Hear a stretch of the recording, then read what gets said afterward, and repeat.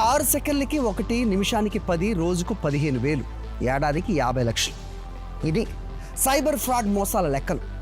దేశంలో ప్రతి 6 సెకండ్లకు అంటే ఎవ్రీ 6 సెకండ్స్ ఓ వ్యక్తి సైబర్ వల్ల చిక్కుని విలవిల్లాడిపోతున్నారంటే నమ్మగలరా?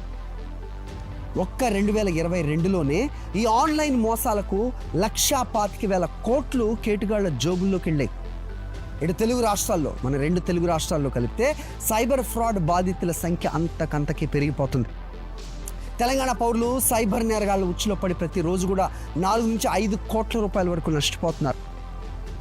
దేశంలోని మొదటి 5 సైబర్ ఫ్రాడ్ బాధిత రాష్ట్రాల్లో తెలంగాణ ఒకటి.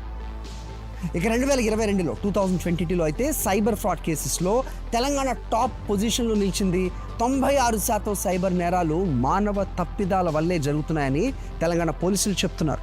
ఇందులో మోసపూరిత లింక్స్పై క్లిక్ చేయటం, ఇతరులతో పాటు మోసగాళ్లతో సున్నితమైన, సెన్సిటివ్, అలాగే పర్సనల్ సమాచారాన్ని పంచుకోవటం ఇలాంటివి చేయటం కారణంగానే ఈ సైబర్ ఫ్రాడ్ కేసులు పెరుగుతున్నాయని తెలంగాణ సైబర్ సెక్యూరిటీ బ్యూరో చెప్తోంది. ఈ సైబర్ క్రైమ్ మోసాల డబ్బుల లెక్కలు ఏడాదికి లక్షల కోట్లు దాటేస్తోంది. ఇది ప్రపంచంలోని దాదాపు అన్ని దేశాల్లో కూడా కనిపిస్తోంది, not only limited to India.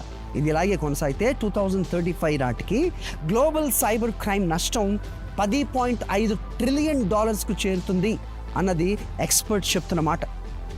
$10.5 trillion అంటే ప్రస్తుత లెక్కల ప్రకారం 87 లక్షల కోట్లు. అంటే అటు USA, ఇటు చైనా తర్వాత ప్రపంచంలోని 3వ అతిపెద్ద ఎకానమీ, అతిపెద్ద ఆర్థిక వ్యవస్థకి ఇది సమానం.